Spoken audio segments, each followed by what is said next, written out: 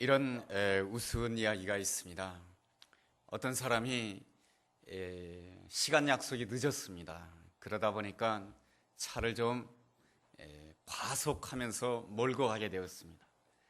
과속하면서 운전을 하고 있는데 눈앞에 카메라가 보이는 것이었습니다. 그래서 급하게 브레이크를 누르면서 속도를 줄였습니다. 자기 딴에는 열심히 속도를 줄였다고 생각했는데 카메라를 지나는 그 순간 번쩍하면서 찰칵 소리가 납니다. 사진 찍혔구나. 가슴이 상당히 아프죠. 근데 이분이 아주 호기심이 많은 사람이었어요. 내가 분명히 속도를 줄였는데 사진 찍힌 것이 잘 이해가 되지 않았습니다. 그래서 가던 길을 다시 돌아왔습니다. 그래서 이번에는 좀 더 속도를 낮추고 카메라 앞을 지나갑니다. 이제는 괜찮겠지 생각했는데 똑같이 번쩍하면서 찰칵 소리가 나는 것이었습니다. 내가 분명하게 속도를 줄였는데 왜 사진이 찍히지? 이 모든 게 다 3~4번이라고 말이죠. 다시 한번 하기로 했습니다. 길을 돌아서 다시 그 길을 가는데 카메라를 보면서 속도를 충분하게 줄였습니다. 천천히 가는데 또 번쩍하면서 찰칵 소리가 납니다. 그날 하루는 너무나도 불쾌했습니다. 사진을 3번씩이나 찍히니 말이죠. 며칠이 지났습니다. 고지서 3장이 날라왔습니다. 그 고지서에는 이렇게 적혀져 있었습니다. 안전벨트 미착용. 운전자가 카메라를 볼 때는 저 카메라는 분명히 내 자동차의 속도를 측정하는 것이다라고 생각했습니다. 그런데 카메라의 기준은 무엇이었냐면 안전벨트를 착용했느냐 착용하지 않았느냐, 그것이 카메라에 장착된 그 기준이었던 것입니다. 우리는 저마다 자기가 생각하는 기준이 있습니다. 내 나름대로는 내가 지금 속도를 잘 지킨다고 생각합니다. 그런데 옆에 보니까 너무 과속하는 차량이 있어요. 저 차량을 저렇게 속도를 그렇게 빨리 내니까 사고가 나는 것이지 하면서 과속 차량에 대해서 이렇게 비판하고 그럽니다. 그런데 말이죠, 하나님께서 보시는 기준은 다른 것이었습니다. 하나님께서 보시는 기준은 속도가 아니고 하나님께서 보시는 기준은 안전벨트를 착용했느냐 착용하지 않았느냐, 그것이었습니다. 이거는 만들어진 이야기입니다. 지어낸 이야기라 이거죠. 그렇지만은 이 만들어진 이야기에는 분명한 메시지가 있습니다. 우리 나름대로는 이 땅을 살아가면서 기준을 가지고 살아간다라고 하지만 내가 생각하는 기준과 하나님이 보는 기준이 다를 때가 굉장히 많다라고 하는 것입니다. 그러한 점에 있어서 우리가 열심히 신앙생활 한다고 하지만 신앙생활에 대해서 오해하는 부분이 한두 가지가 아닙니다. 우리 모두는 다 형통의 삶을 살기를 원합니다. 그렇지만은 하나님께서 보시는 형통이 다르고요, 우리 사람이 보는 형통이 다릅니다. 형통한 삶을 살았다라고 한다면 대표적인 사람은 요셉일 것입니다. 우리가 요셉 이야기를 성경을 통해서 읽어본다라고 한다면 하나님께서 범사에 그와 함께 하시니 요셉이 형통하였더라, 이런 말씀이 자주 등장하는 것을 보게 됩니다. 요셉이 애굽 땅에 노예로 끌려갔습니다. 인간적으로 봤을 때는 그의 인생은 절대 형통하지 않습니다. 그렇지만은 하나님께서는 그 인생을 향하여서 형통한 삶을 살았다라고 말해줍니다. 왜 그렇습니까? 하나님께서 그와 함께 하셨기 때문에 그렇습니다. 요셉이 애굽의 그 보디발 장군의 아내의 성적인 유혹을 잘 이겼습니다. 그런데 그에게 주어진 삶이라고 하는 것은 감옥입니다. 그러면 그의 인생은 절대 형통한 것이 아니죠. 그가 좋은 일을 했는데 감옥에 들어갔다, 절대 형통하지 않습니다. 그런데 성경은 그의 인생을 일컬어서 형통하다라고 합니다. 왜 그렇습니까? 하나님께서 함께 해주셨기 때문에 그렇습니다. 요셉이 애굽의 총리가 되었을 때에 형제들이 찾아오게 됩니다. 그랬을 때 요셉이 형제들을 용서하게 되죠. 뭐라고 용서하게 됩니까? 당신들이 나를 이곳에 팔았기 때문에 근심하지 마십시오. 내가 이곳에 온 것은 당신들이 보낸 것이 아니고 하나님께서 우리 모두를 구원해 주시기 위해서 나를 이곳에 먼저 보낸 것입니다 하면서 용서를 해주게 됩니다. 요셉이 형통할 수 있었던 이유가 무엇입니까? 그것은 항상 그의 삶에 있어서 기준이 하나님이었기 때문에 그렇습니다.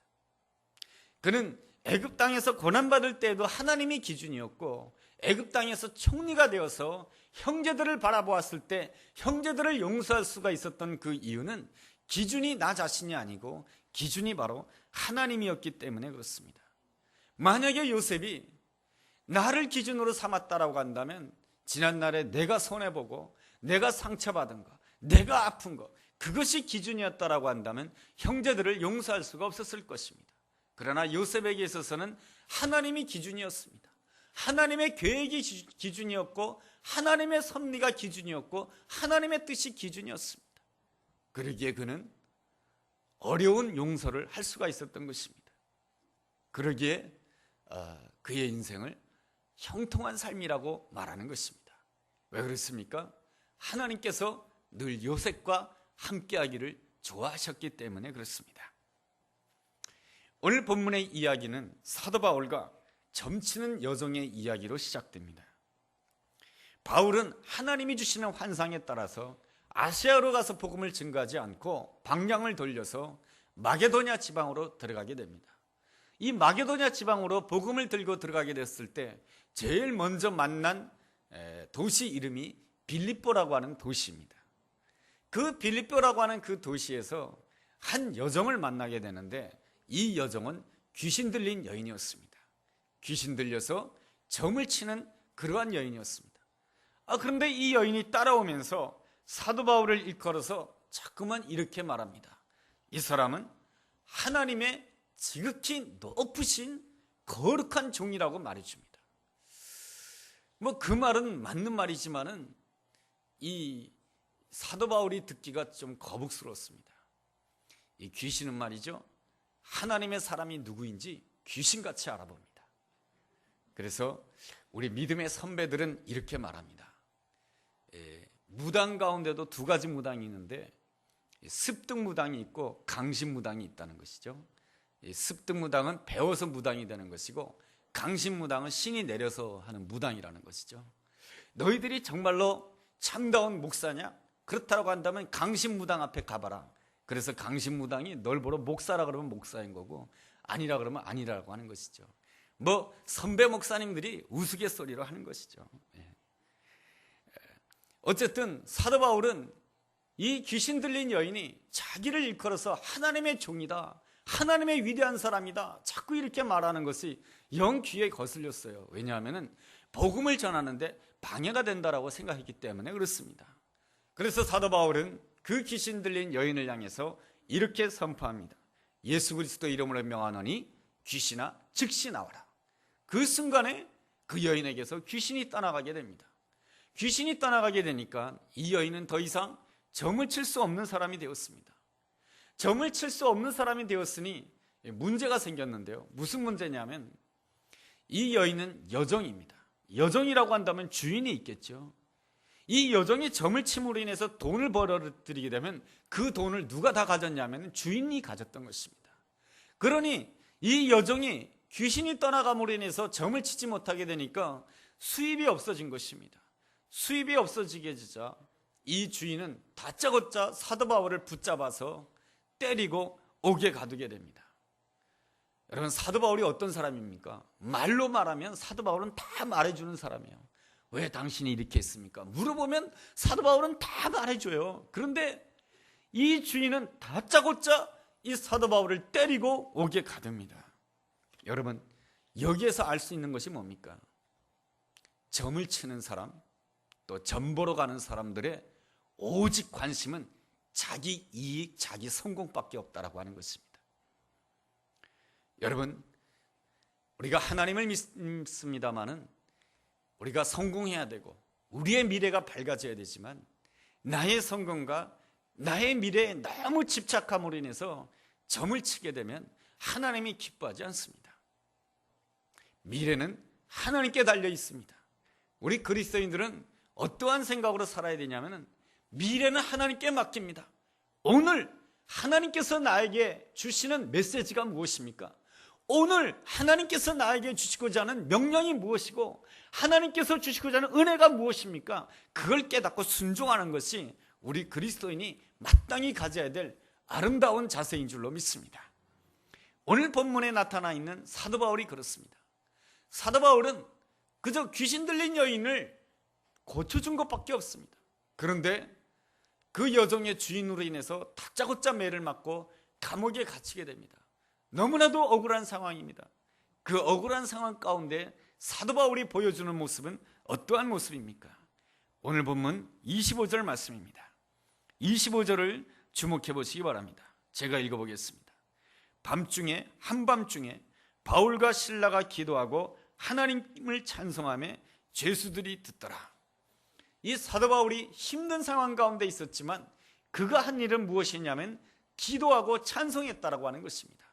여러분, 기도한다라고 하는 것이 무엇입니까? 나 자신에게 초점을 맞추는 것이 아니라 기도한다라고 하는 것은 하나님께 초점을 맞추는 것입니다. 사도 바울은 별 이유 없이 매를 맞고 별 이유 없이 감옥에 갇혔기 때문에 나 자신에게 초점을 맞춘다라고 한다면 무엇을 생각할 수밖에 없습니까?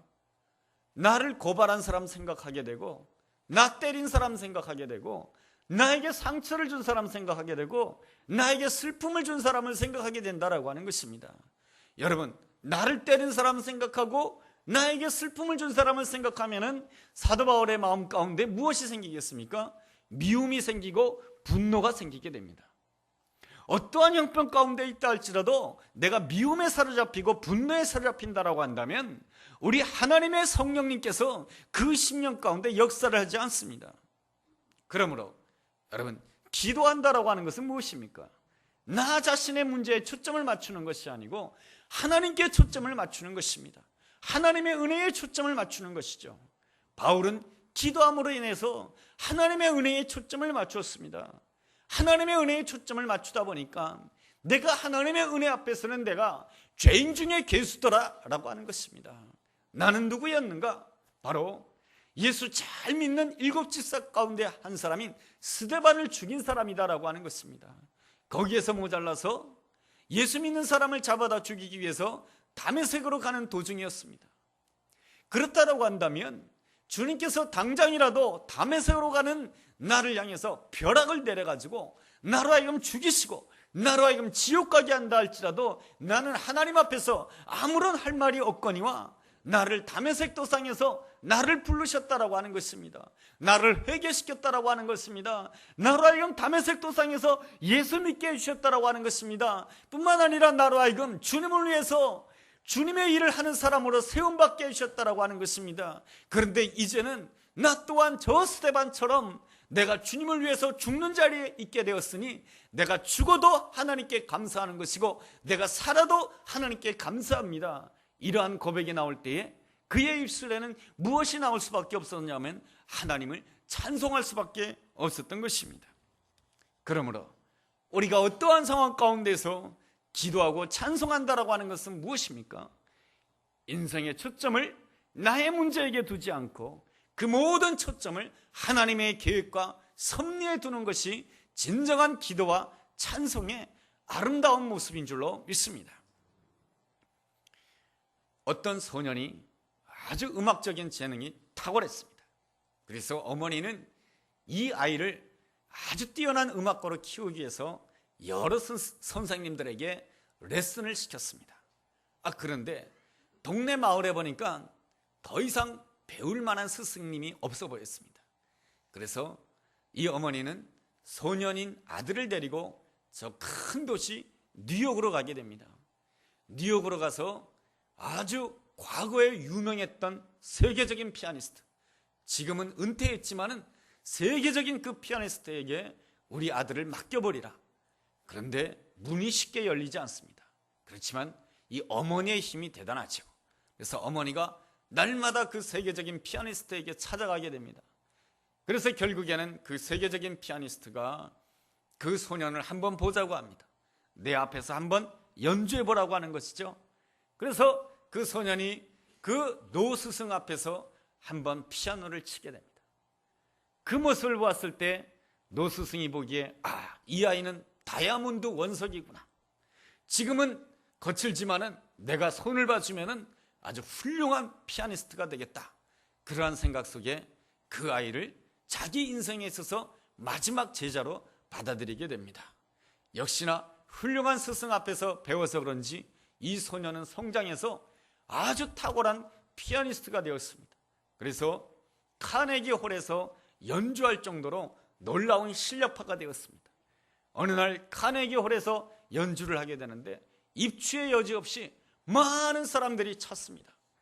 그리고 이 연주자가 한 곡 한 곡 연주할 때마다 박수 소리가 터져 나왔고 한 곡 한 곡 연주할 때마다 사람들이 막 지폐를 갖다 놓기 시작했습니다. 돈을 갖다 놓기 시작했다는 거죠. 그 무대에다가. 그만큼 사람들이 감동을 받았다라고 하는 것이죠. 그런데 이 연주자는 거기를 보지 않고 딱 한 곳을 응시하고 있었습니다. 2층의 한쪽 구석에 앉아있는 노 스승을 보고 있었던 것입니다. 그 노 스승과 이 연주자가 얼굴이 마주쳤습니다. 그랬을 때 이 노 스승은 옆에 있는 사람이 들을 수 있을 정도로 이렇게 혼잣말로 중얼거렸습니다.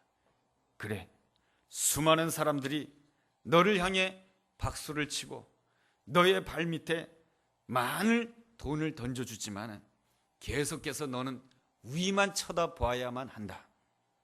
내가 명예를 보고 돈을 보기 위해서 아래를 보는 그 순간부터 너는 내리막길을 가게 될 것이다. 우리 삶의 진정한 기준은 예수님인 줄로 믿습니다. 우리가 힘들고 어려울 때도 눈을 들어서 예수님을 응시해야 되지만 내가 편안하고 내가 잘 될 때에도 오직 눈을 들어서 예수님을 응시해야 될 줄로 믿습니다. 그것이 무엇입니까? 하나님을 찬양하는 것 아니겠습니까? 하나님께서는 찬양하는 것을 기뻐하십니다. 찬양이란 무엇입니까? 하나님을 응시하고 하나님을 묵상한 가운데 하나님을 노래할 때 그것이 찬양인 것입니다. 그냥 악보를 열심히 보고 노래를 부르는 것은 그 노래인 것이죠. 우리가 찬양을 하기 전에 하나님을 묵상하고 하나님을 노래하게 될 때 우리 하나님께서 그 노래를, 그 찬양을 기뻐 받으신 줄로 믿습니다. 어느 목사님께서 중국의 지하교회를 방문하셨습니다. 중국의 지하교회를 중국의 가정교회라고 말합니다.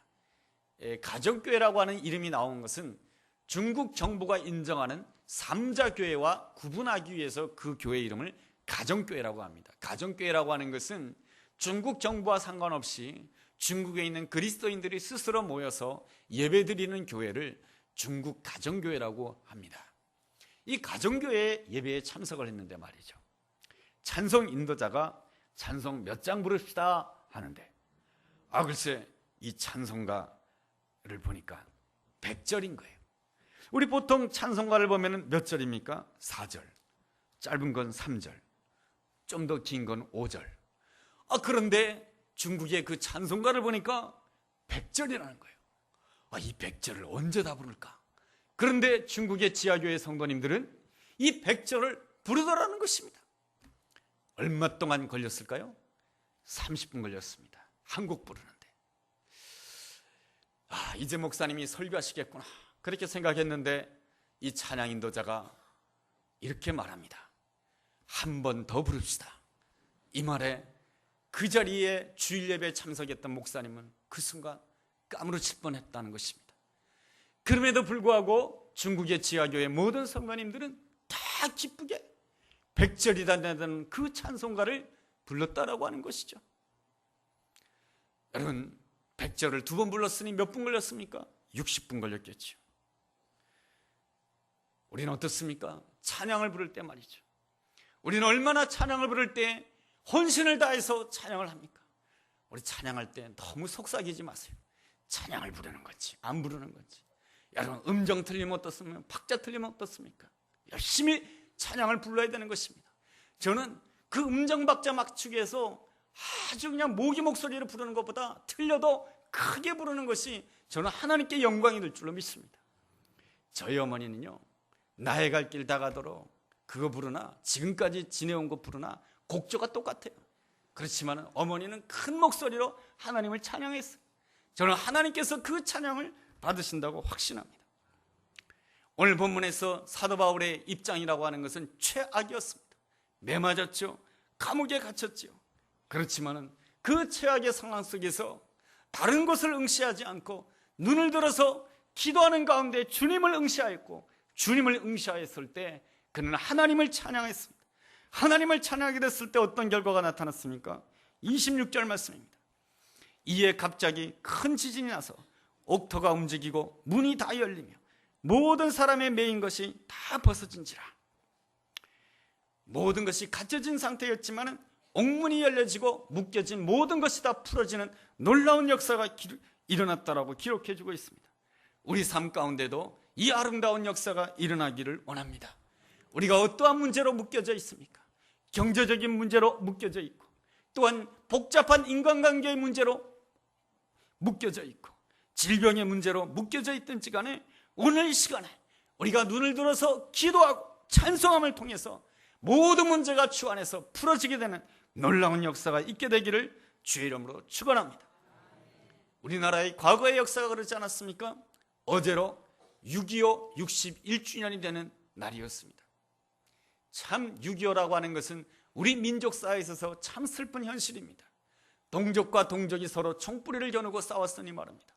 그리고 우리나라 많은 사람이 죽었을 뿐만 아니라 16개국 유엔군이 또 찾아와서 많은 젊은이들이 목숨을 잃었습니다. 그날에 헌신했던 많은 사람들에 대한 고마움을 간직해야 될 것입니다. 6.25 때 그 한 영국의 외신 기자가 영국 신문에다가 이렇게 썼다고 합니다. 이 나라는 마치 쓰레기통과 같다. 이 쓰레기통에서 무슨 장미꽃이 피겠는가. 그렇지만 그 쓰레기통과 같은 현실 속에서 우리 믿음의 선배들은 전심으로 하나님께 기도하고 전심으로 하나님께 찬양하는 가운데 하나님의 축복과 은혜 가운데 이 나라가 일어선 줄로 믿습니다. 외국에 나가보면 대한민국이 얼마나 잘 사는지를 더 잘 알 수가 있습니다. 그렇지만 우리의 삶 가운데는 늘 몸부림이 있는 것 같아요. 6.25 때도 대한민국 사람이라고 한다면 다 몸부림이 있었어요. 왜냐하면 다 가난하니까 어떻게든지 살려고 말이죠. 어제 6.25에서 텔레비전에서 나오는 6.25 사진들을 보았습니다. 보니까 벌거벗은 어린아이들이 길거리에서 놀고 있고, 다 떨어진 옷을 가진 그 어린아이들이 길거리에서 뭔가 주워먹는 그런 사진도 보았습니다. 참으로 형편없는 가운데 모든 사람들이 살기 위해서 몸부림치는 모습들이 그 사진 속에 나와 있습니다. 그때는 어떻습니까? 너도 몸부림치고 나도 몸부림치고, 옆집 아저씨도 가난 때문에 몸부림치고, 나도 가난 때문에 몸부림치고, 너도 살기 위해서 몸부림치고, 나도 살기 위해서 몸부림칩니다. 다 살기 위해서 몸부림쳐요. 다 가난해요. 다 판자촌이고 다 형편없어요. 그런데 오늘날은 어떻습니까? 오늘날은 나만 몸부림치는 것 같아요. 다른 사람들은 다 저마다 성공했는데 나만 실패해가지고 나 혼자만 몸부림치는 것 같아요. 다른 사람들은 다 잘 사는 것 같은데 나 혼자만 힘들게 살아가는 것 같아요. 나 혼자만 찌질하게 힘들고 나 혼자만 찌질하게 가난하게 사는 것 같아요. 다른 사람들은 다 넉넉하게 사는 것 같은데 나 혼자 몸부림치는 것 같아서 그것 때문에 너무너무 힘든 거예요. 옛날보다 더 힘든 거예요. 그 몸부림 때문에 우리의 삶은 실망으로 묶이고, 답답함으로 묶이고, 미움으로 묶이고, 분노로 묶이고, 좌절에 묶이기도 합니다. 그럴지라도 오늘 주님께서 말씀해 주십니다. 내가 어떠한 상황 가운데 있다 할지라도 눈을 들어서 기도해라. 너 자신의 문제에 초점을 맞추지 마라. 너의 슬픔에 초점을 맞추지 말고 너의 아픔에 초점을 맞추지 말고, 너의 그 상처와 그 문제에 초점을 맞추지 말고 하나님의 은혜에 초점을 맞추라고 하는 것입니다. 그럴 때 하나님은 오늘 말씀을 통해서 약속해 주십니다. 너의 모든 묶여진 것들을 내가 풀어줄 것이다. 하나님께서는 내 묶여진 것을 풀어줄 때 뭐부터 풀어주시는 것입니까? 내 형편을 풀어주시기 이전에 내 심령을 풀어준 줄로 믿습니다. 내 심령이 왜 묶이는 것입니까? 우리는 어떻게든지 남들보다 잘 살고 싶습니다. 남들보다 성공하고 싶습니다. 예, 우리 모두가 다 그랬으면 좋겠어요. 더 성공하고 더 잘 살았으면 좋겠어요. 그러나 더 중요한 것이 있습니다. 우리에게 향하신 하나님의 계획이 더 중요한 것이고, 내가 어떻게 하면 하나님을 기쁘시게 할까, 이것이 더 중요한 줄로 믿습니다. 목적이 바뀌어져야 되고, 기준이 바뀌어져야 되고, 초점이 바뀌어져야 되는 줄로 믿습니다. 내 삶의 초점이 바뀌어질 때에 내 묶여진 것이 풀어지는 것이고 형편이 풀어지게 될 줄로 믿습니다. 우리나라 초기에 복음이 들어올 때에 주로 이 가난한 사람들이 예수를 믿었다고 합니다. 힘들고 어려운 사람들이 예수를 믿었다라고 하는 것이죠. 마부 가운데 한 사람이 예수를 잘 믿었습니다. 이 마부가 하루는 왕손을 모시게 되었습니다. 그래서 내가 오늘 왕손에게 복음을 전해야지, 그렇게 생각해서 왕손을 말에다가 앉혔습니다. 그리고 말고삐를 붙잡고 걸어가면서 왕손에게 이렇게 말을 건넵니다. 나으리, 예수님 믿으시죠? 그렇게 말하자 이 왕손이 이렇게 대답을 합니다. 야, 이놈아, 내까지 쌍놈이 예수 잘 믿는다고 해서 네가 양반될 줄 알았더냐? 이렇게 말하는 것이었습니다. 여러분, 그러면 마부가 어떻게 대답해야 되겠습니까? 여러분, 마부의 대답이 명대답입니다. 이렇게 대답합니다. 나으리, 예수님 믿는 도리는 그런 것이 아닙니다. 제가 예수님을 잘 믿으면 마부 노릇을 더 잘해야 합지요.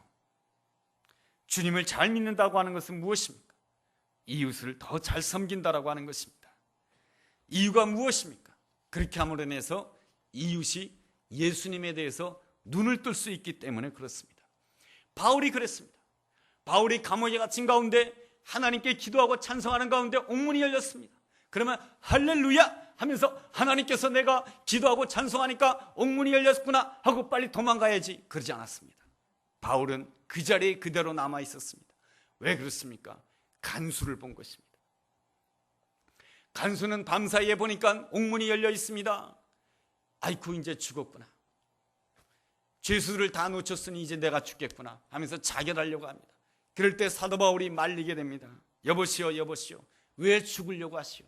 나는 도망가지 않았습니다. 죽지 마시오, 내가 여기에 있습니다. 간수가 깜짝 놀라게 됩니다. 여러분, 간수는 전에 무슨 생각을 했습니까? 내가 어쩌다가 오늘 근무하게 됐을까? 왜 하필 오늘 지진이 일어났을까? 왜 오늘 하필 옥문이 열렸을까? 오늘 왜 하필 내가 당번이 되어가지고 내가 오늘 이러한 고통을 당할까? 늘 내 문제에만 초점을 맞추고 있었는데, 이 사도 바울이 도망을 가지 않은 것입니다. 그 사도 바울 모습을 보자 놀래가지고 자신에게 초점을 맞춘 것이 아니고 누구에게 초점을 맞추게 되었냐면 바울이 믿는 예수님께 초점을 맞추게 된 것입니다. 이 간수도 밤새도록 들었던 거예요. 사도 바울이 그 감옥 속에서 기도하고 찬송하는 그 소리를 들었던 거예요. 속으로는 이렇게 생각했습니다. 저 사람이 죽을 날이 가까워서 미쳤나 보다. 그렇지만은 그가 도망갈 수 있는 그 관계 속에서 도망가지 않았어요. 남아 있었어요. 도대체 당신이 믿는 예수님이 누구입니까? 내가 어떻게 해야 구원함을 받을 수 있습니까? 그의 관심이 내 문제에 있었던 것이 아니고 바로 그의 관심은 어디로 향하게 됐냐면은 당신이 믿는 예수가 누구인가, 이것으로 향하게 되었을 때 사도 바울이 그 사람을 향해서 이렇게 선포를 하게 됩니다. 주 예수를 믿어라. 그리하면 너와 내 집이 잘 될 것이다. 너와 내 집이 구원함을 받을 것이다. 너뿐만 아니라 너의 온 가족이 구원함을 받을 것이다 라고 말씀해 주고 있습니다. 우리는 예수 잘 믿어서 형통한 삶을 살고 싶어합니다. 더 성공하고 싶어하고 더 잘 살고 싶어합니다. 저는 우리 상일교회 성도님들이 예수 잘 믿어서 더 잘 살고 더 성공하기를 원합니다. 그렇지만 더 중요한 것이 있습니다. 기준을 바꿔야 됩니다. 내 자신이 기준이 돼서는 안 됩니다. 하나님이 내 인생의 기준이 될 줄로 믿습니다. 그러기 위해서 기도하고 찬송해야 되고, 그러기 위해서 내게 주어진 자리에서 마부 노릇을 잘해야 되는 것입니다.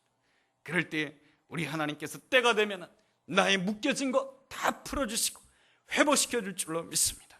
내가 기준이 아니고 하나님이 기준이 될 때에 우리 하나님께서 내가 기준이 아니고 하나님이 기준이 될 때, 그를 위해서 내가 기도하고 찬송하고 기준이 바뀔 때까지 하나님 앞에 눈물을 흘리며 기도하고 찬송하게 될 때, 우리 하나님께서는 반드시 오늘 주신 말씀처럼 옥문이 열리는 것처럼, 매인 것이 다 벗어지는 것처럼 우리의 묶여진 그 모든 것들이 열려지고 벗어지게 되는 그 아름다운 역사가 우리 모두에게, 우리 모든 사랑하는 성도님들의 가정 가운데 일어나게 되기를 주님의 이름으로 간절히 축원합니다. 기도하겠습니다. 하나님 아버지, 어떠한 상황 가운데서도 하나님이 무엇을 기뻐하시는지 하나님께만 초점을 맞추는 아름다운 믿음의 사람이 되기를 원합니다.